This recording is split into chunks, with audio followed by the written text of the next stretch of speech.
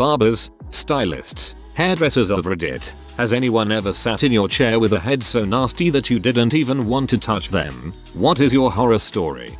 One of the first shops I worked in, there were two individuals who would regularly come in for cuts. Both of them were physically so dirty it changed their skin tone, and they absolutely reeked of cat pee. Being close to them made my eyes water, and it was extremely difficult to breathe as the smell of ammonia was just plain overwhelming. We never turned them away, and we were always as polite as we could be. But frick if those haircuts didn't feel like they lasted 3 hours. I've always heard that M users often give off an ammonia cat pee smell. Long time ago, but I had to wash and cut a teenager that hadn't washed his hair in what looked like months. Salon policy was to wash after a men's cut and the smell was awful. After his cut, I tried to wet his hair in the shampoo bowl and the water just ran off his hair because of all the oil buildup. I had seen a lot during my years as a stylist, but that was the worst experience. Imagining water not being able to penetrate oily hair is the grossest thing I've heard of in this thread. Older ladies that came in for a wash and a water bath that had a helmet of hairspray of 4 weeks old was pretty normal. Had one client that had really bad psoriasis and no hairdresser wanted to help him. He was also very ashamed, so we made the deal that he could come in after closing time. It was really bad and most of the equipment, combs, clips, were disposed instead of disinfected. As someone with this condition, thank you for not turning him away. It's not contagious at all, but can freak the heck out of people. I've been lucky that when mine has been pretty bad on my scalp, my hairdressers were still okay with working with me, but I think the longer hair helps mask the problem a bit. My husband is a barber. One day he had a guy come in with dreads, wanting them all shaved off. He parted his dreads, looked at his scalp and noticed it was green. He touched it and saw it ripple. Asked the guy when he'd last washed his hair. He replied, about 3 years ago. My husband realized the guy's whole scalp was covered in a layer of pus. Sent him straight to A&E to have it drained and treated with antibiotics. Bye.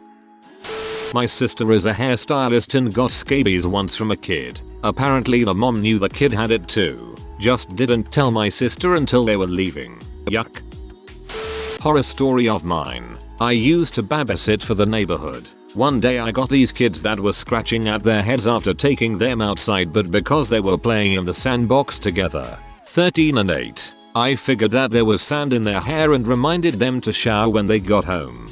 Go to get my hair done the next day. Hair was down to my mid-back and I asked for a short bob just below my ears. Halfway through, the hairdresser stops and loudly announces to everyone in the shop, people I knew were there, that she could not continue to cut my hair because I had lice. I was so embarrassed. You could have at least taken me to the side and explained instead of making me feel dirty. If I had known, I would have dealt with it, especially if someone was gonna be dealing with my hair. I still blush when I think back on it.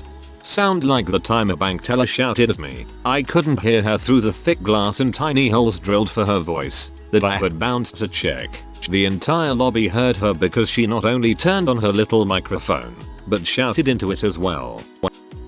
My dad was a hairdresser before he passed. When I was young, I had really bad psoriasis on my scalp. My dad has been the only one to ever cut my hair. Passed 3 months ago, and I can't bring myself to get my hair cut, even though it's desperately needed, in my 25 years on this planet. And I can remember a few times sitting in his chair where he was literally combing and cutting out large chunks of dead, flaky skin. It was the most embarrassed I have ever been in front of him, because no matter how many topical remedies I tried, I couldn't get it to go away. Eventually grew out of the psoriasis, but I still hold on to this moment as one of my favorite moments, where the love my dad had for me really shone through.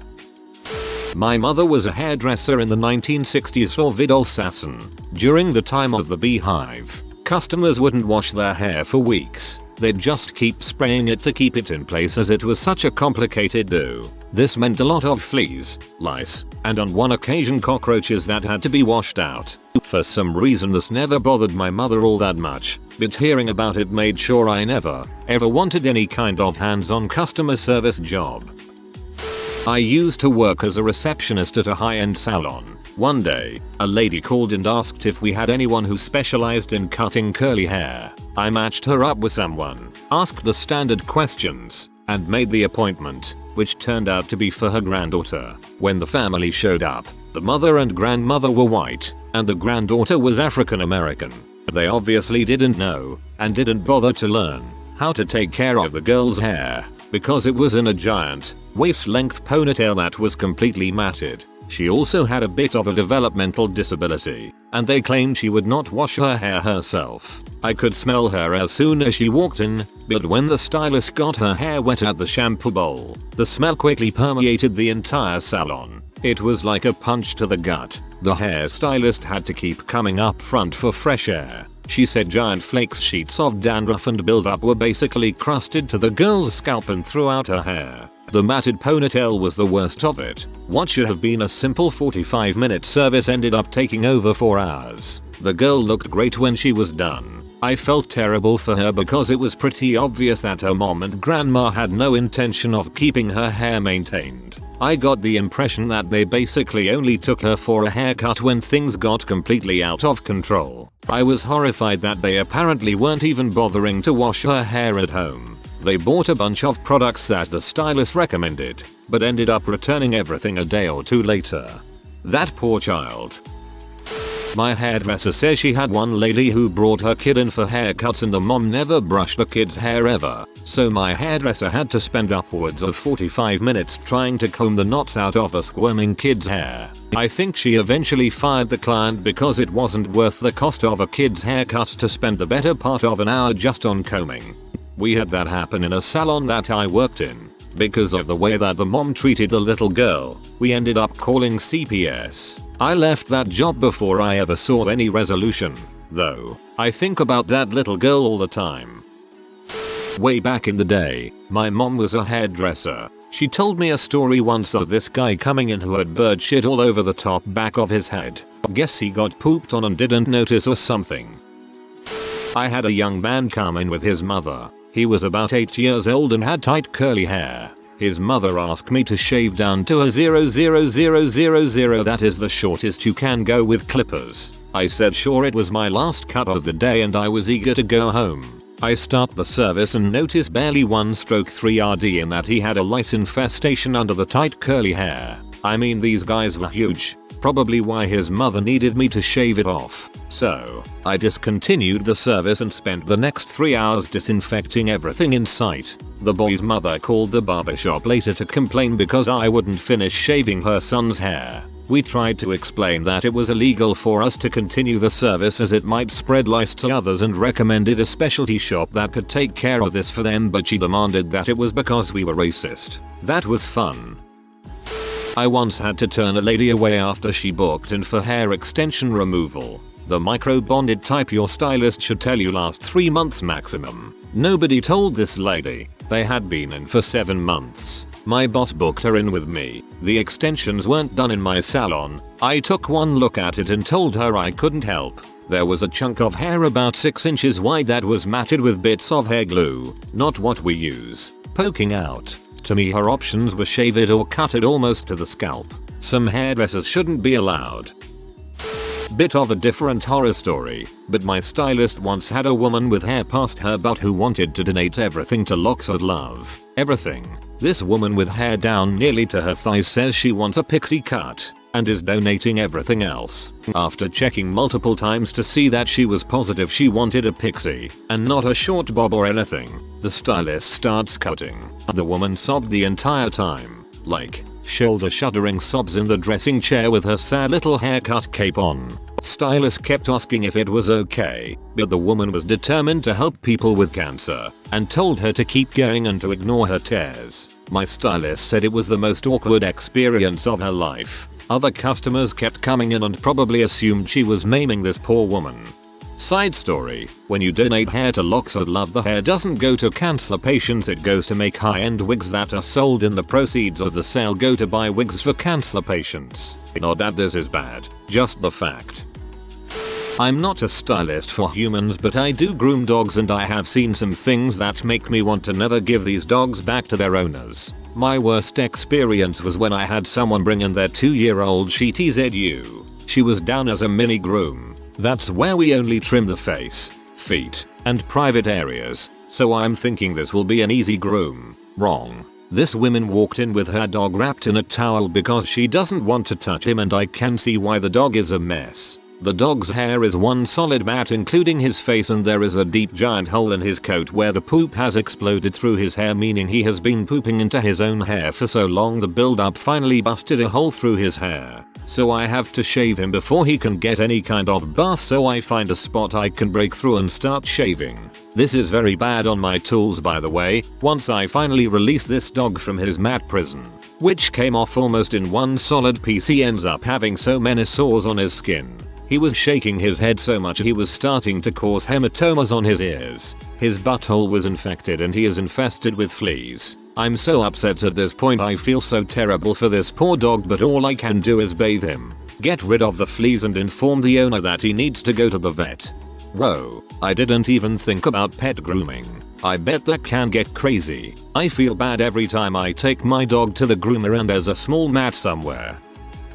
When I was an assistant at my first salon right out of school, we had classes every Wednesday night. Well, one week I couldn't find a model in time, so my mentor had someone she knew come in and be my model. So the model comes in, seems perfectly normal. She sits in my chair, I start the consultation and start looking through her hair to see what I'd need to do. Apparently this young lady had not washed her hair in what I'm assuming was weeks, because her hair was so greasy that every time I touched her hair my hand came back drenched in grease. And the smell. Oh man, I'll never forget that smell. It was the worst thing I've ever had the displeasure of working with. I asked my mentor if I could shampoo her before starting and was told that I couldn't. So here I am working on this girl who almost literally has grease dripping from her hair. I must have washed my hands 10 times that night. Needless to say, I had my own model for every class after that one. I have other stories from my time teaching as well. Lots of lice and people leaving the school bleeding.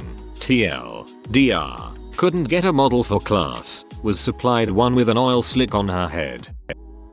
My cousin is a hairdresser. One time a woman brought in her special needs son. He had some hygiene issues and his ears were covered in blackheads. While all the other hairdressers recoiled in horror, my cousin gritted her teeth and gave that kid the best haircut she could. I really respected my cousin after that. That poor kid. I wonder if his mom just ignored it or if she couldn't do anything about it because of his condition. Not a hairdresser or my story, but when my sister was young, elementary school aged, she didn't like to brush her thick hair and it was always a source of grief. My mom took her to get her hair cut, and after the hairdresser tried to brush her hair for a minute, she said that sister needed to brush it herself. So my sister had to sit in the lobby with a brush until the tangles were gone. It was some pretty effective social shaming. LOL. I hated brushing my hair as a kid, but it never got that bad. If it had, I'm pretty sure my mother would have just cut it all off herself. My wife once worked at a store that hosted princess parties for young girls, normally around ages of 4-10. They would all put on gowns, get their hair styled and have a tea party, whatever. As my wife started styling one girl's hair, the host queen of the party, naturally, she noticed something on the end of her comb. Lice. Head infested with tons of crawling white lice. Being the awesome professional my wife is, she quietly stopped combing, washed her hands and threw the comb away. She then pulled the girl's mother aside to the little girl's chair and quietly informed her of what she had found. The mother apparently wanted this day to be awful for her daughter. She started screaming and rushed to the chair, digging into her daughter's hair. The mother was not quiet about it. She was screaming, "She has lice," over and over, while her daughter started crying in the chair with all her friends gawking at her like a free freak show. This is why therapists make money. Jesus, what sort of monster parent does that to their own child? I had a woman come in one day who had hair halfway down her back. She just wanted a trim. I got her shampooed, into my chair and began combing her hair, and noticed a peculiar smell and what looked a bit like dry scalp, but not quite. I looked a bit closer and the flakes were actually little translucent nits. Lice eggs. I could see tiny black things. Hairdressers are of course not doctors, so we can't diagnose, which means I had to tell this woman that she needed to go see a doctor and I couldn't do her hair, but I couldn't come right out and tell her she had lice. I told her it looked like it might be lice, and she worked with kids so it was a good guess. She was so embarrassed. I had to throw away a really nice cape along with several towels and had to disinfect everywhere she had been. I had some people over about 8 years who had crusty stuff on the scalp and around the ears. They tended to go a while between baths, which you can tell because people develop a funky smell in their hair. The hair gets a distinct aroma. Little kid hair has a similar smell. It takes a lot of washing to get that odor off your hands. You can actually place the cape in a sealed bag for so many days and the lice will die. That way you won't be throwing capes away, because this will happen many more times. I would just toss the combs though if necessary. This was while I was still in school. Dirty looking woman came in needing her hair washed and probably cut too. She had open sores all over her face and neck, which meant she probably had them on her head too. Her hair was completely dreaded into one huge red from how dirty and tangled it was. I was in the middle of putting conditioner on her when she informed me she was HIV positive for over 15 years. Nope. Not a hairdresser, but I think I might have been the nasty client. I desperately needed a haircut, but I also had a cyst on my head that was fairly large. My hairdresser was very quiet for once, and that's never a good sign with a hairdresser. In my defense, I tried to get a doctor to fix the cyst, but she wasn't able to dig all of it out of my scalp, and it grew back. And maybe a week or two after the haircut, I popped the cyst like the nastiest pimple ever known to creation. Seriously, the amount of stuff that came out put me into a bit of shock, and my hands looked like I'd been messing with a gunshot wound. On the bright side, popping the cyst managed to blow the whole thing out. It never regrew, and my hairdresser was happy with me again. When I was in school, I had a regular client who was around 90 years old and pretty sassy. She had a growth on her head that was at least 4 inches long and 2 inches wide. It was irregular and black and red and is what I would draw if you asked me to draw melanoma. She refused to accept advice about going to the doctor for it. I gave her a perm a couple of times and just tried to pretend it wasn't there, but I can still see it 10 years later. I used to be a dog groomer and I had a golden doodle come in matted to crap and the entire strip down the hair literally was all one piece. I could have theoretically worn it if I wanted to. Owner got mad because I went shorter than what she wanted. Fun times. Customary, not a hairdresser, but I just have to share this story. When I was a broke butt student, I was in a place like Walmart getting my hair cut. An old lady comes in and sits in the chair beside me. She says to the hairdresser, "Oh yes, and by the way, I have a large boil on the back of my neck." Hairdresser says okay. Old lady says yes. "So can you squeeze it?" The hairdresser started looking around for tweezers or something and I looked firmly at my lap and tried not to barf. The answer to anybody dating "can you squeeze this" should always be no. Just no. I am a hairstylist and have plenty of stories about clients, but this was a story told to me by a former co-worker who was also a stylist. We will call her Jen. Well, when Jen first got out of school, she also did nails. One day she has a manicure come into her salon and was getting ready to soak her nails. Takes the ladies and notices dried dirt or something lodged under nails. Jen tells her to go wash her hands before they start and the woman makes a comment how she had her period. That gunky crap under nails was dried period blood.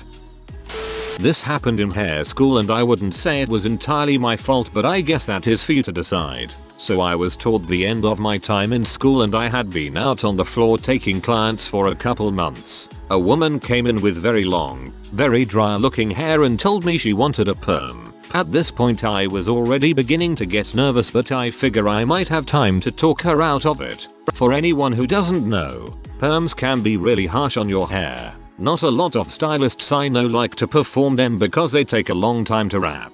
They stink. They can turn frizzy really easily, and they are super hard on the client's hair. I can't tell you how many girls have brought in pictures of Taylor Swift and expected me to give them a perm that will come out like her natural curls or her iron curls. So this woman is sitting in my chair with her hair probably measuring 3+ feet long and she wants a perm. So I do a quick integrity test on her hair to see how strong it is and if it can handle the chemicals. I'm already predicting that her hair is too weak for the solution, but I check anyway. Lo and behold, her hair breaks off in my hand. At this point I have my instructor come over and help me talk to this lady about the possible risks of her hair falling out or breaking off or becoming super frizzy, and this lady is having none of it. So per school procedure we have her sign a waiver saying that we made her aware of all the potential risks and that it may not come out how she wants it and we are not liable and we're just students blah blah blah. She happily signs the waiver and sits back. This whole time I'm freaking out because waiver or not I did not want to be the one responsible for fricking up her hair.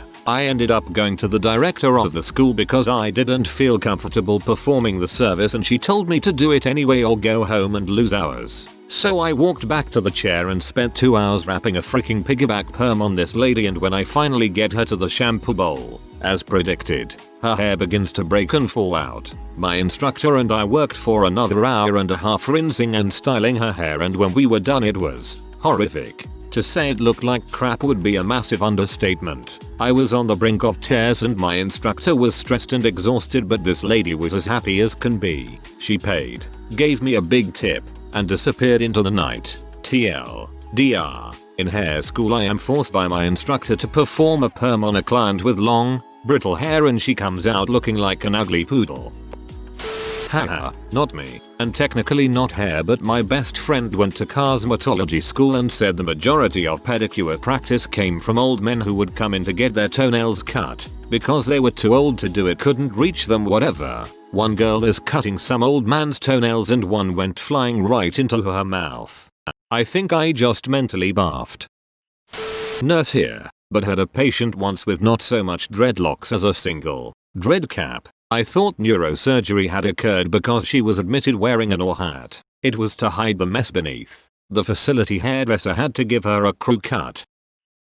I did a stint of barbering school last year before my wife and I split. She is a hairstylist and I only did it to appease her. Anyway, I had some nasty haircuts during my time there. The most notable was this group of guys that came in and they were all family, I think, and older, maybe 40s, but looked like man children. So I get this one guy who is in sweats and looks like he hasn't showered in a good 2 weeks. He sits down and I could instantly smell him. It was putrid. And it wasn't like dirty homeless bad, it was like super BO greasy stank. I cape him up and he clearly has no idea what he wants, so we go back and forth and he wants a trim or whatever as he had like maybe 5 inches of hair. I wet his hair and I kid you not, it was one of the nastiest smells of my entire life. For those of you who don't know, hair smells when wet, and if you have dirty hair it's amplified a lot. It was foul. So at this point I'm at arm's length, fully leaning back as far as I can to keep away from the stink. I'm breathing sporadically to try and not gag.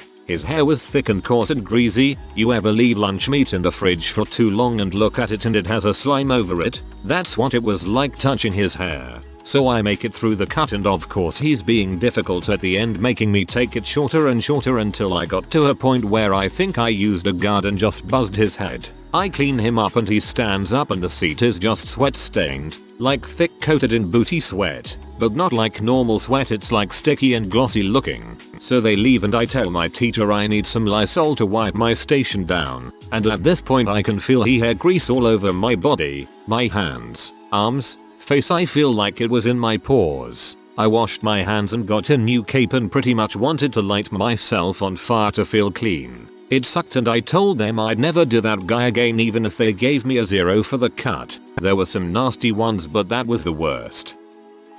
In cosmetology school we used to do a program where homeless and shelter people could come in for free services. I thought the program was fantastic if they wanted a haircut or shave, etc. Unfortunately a lot of these people would take advantage of it and get unnecessary services because they were free. One of my worst nightmares was a teenage boy whose mom made him come in for the afternoon to get whatever he wanted. So he got a haircut, okay. Then he wanted a shave, also okay. Then a manicure, kind of unnecessary. Then a pedicure. His feet were disgusting. I don't think his socks were washed in a month. And then he insisted we do French polish on them. It was awful. Then he decided he wanted a facial and a back facial. OMG, I am going to die at this point. And I can't turn him down because that's policy at the school. So this kid had the worst acne in the world. And here I am just massaging his face. and then back, and it felt like Crater Town. And while giving the facial he kept his eyes open and was smiling the whole time while staring at me.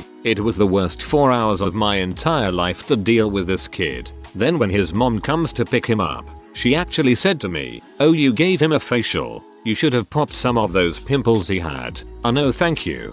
Alrighty, I am officially done with this thread. If you are new to the channel, you can subscribe. I publish new videos every day.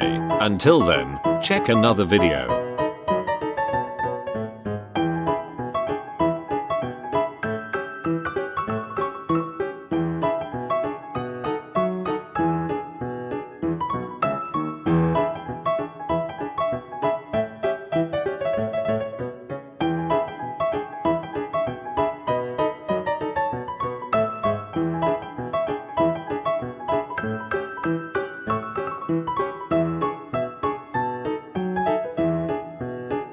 Bye for now.